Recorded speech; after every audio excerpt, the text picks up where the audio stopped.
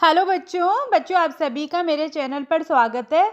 मैं आज क्लास 6 का 13वां पाठ रहीम के दोहे पढ़ा रही हूँ। आधे दोहे मैंने आपको पहले वाले वीडियो में पढ़ा दिए थे, बाकी के दोहे मैं आज आपको पढ़ा रही हूँ। तो चलो मैं शुरू करती हूँ।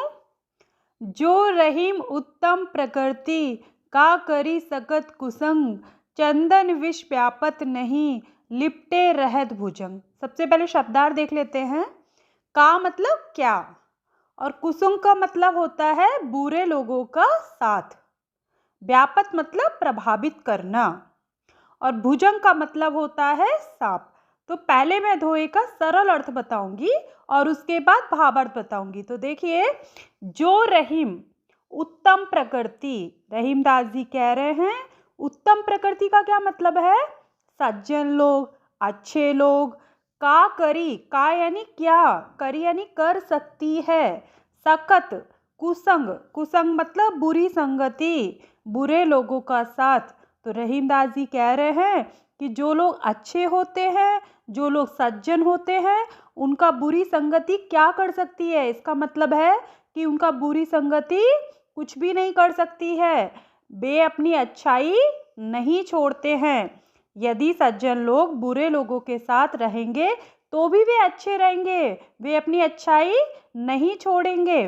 अब इसी बात को रहीम दास जी ने एक एग्जाम्पल से समझाया है। उन्होंने चंदन के पेड़ का एग्जाम्पल दिया है। देखिए, चंदन विष व्यापत नहीं, विष मतलब जहर, व्यापत का मतलब होता है प्रभावित करना, नहीं लिपटे यानी लिपटना, रहत भुजंग, भुजंग मतलब सांप।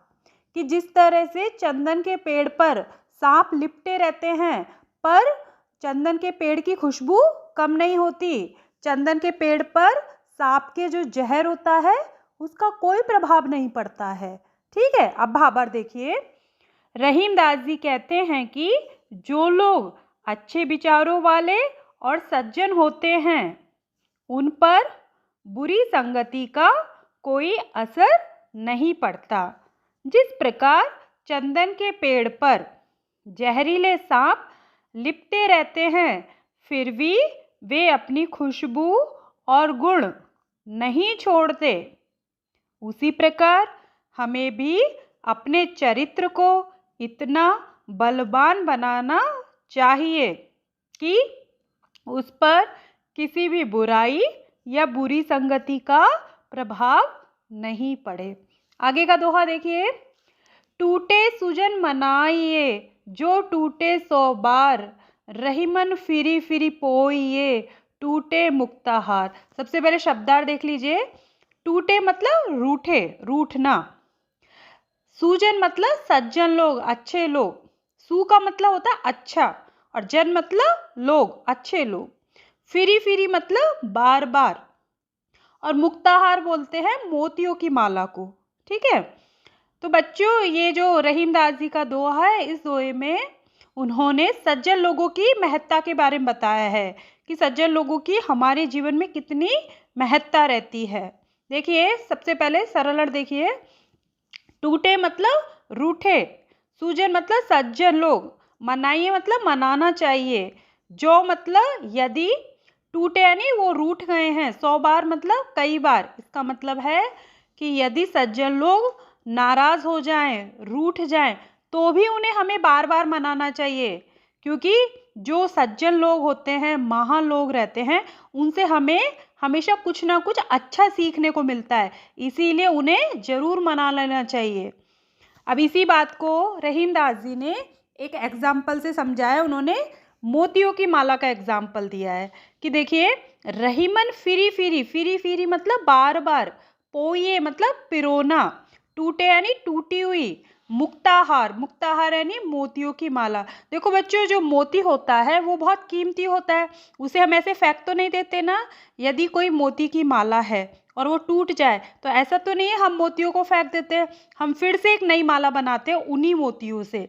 तो इसी बात का रहीम दास जी ने एग्जाम्पल दिया है। उन्होंने कहा है कि यदि मोतियों की माला टूट जाती है तो उन मोतियों को हम वापस से पिरो देते हैं नई माला में। उसी तरह से अगर सज्जन लोग नाराज हो जाएं, रूठ जाएं, तो उन्हें हमें बार बार मनाना चाहिए।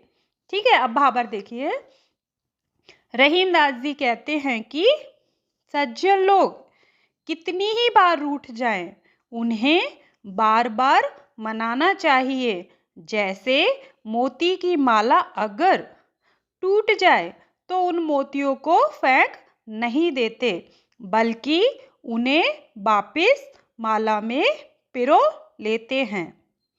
इसी तरह सज्जन लोग भी मोतियों के समान ही होते हैं। सज्जन लोगों का हमारे जीवन में बहुत महत्व होता है। आगे देखिए, खीरा सिरते काटिए मलियत नमक लगाए, रहीमन करुए मुखन को चाहियत यह सजाए। सबसे पहले शब्दार्थ देख लीजिए। मलियत मतलब मलना और करुए का मतलब होता है कड़वे। सजाए मतलब सजा, पनिशमेंट। तो सबसे पहले सरल अर्थ देखिए और उसके बाद भावार्थ देखिएगा।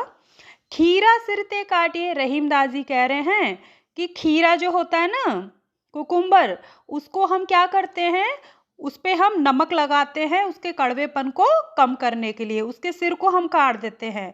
जो खीरे का ऊपरी हिस्सा होता है उसे हम काट देते हैं और मलियत नमक लगाए, और उस पर हम, मलियत मतलब मलना, नमक मतलब नमक, लगाए मतलब लगाते हैं, उस पर हम नमक लगा के उसे रगड़ते हैं, मलते हैं, जिससे उसका कड़वापन कम हो जाए।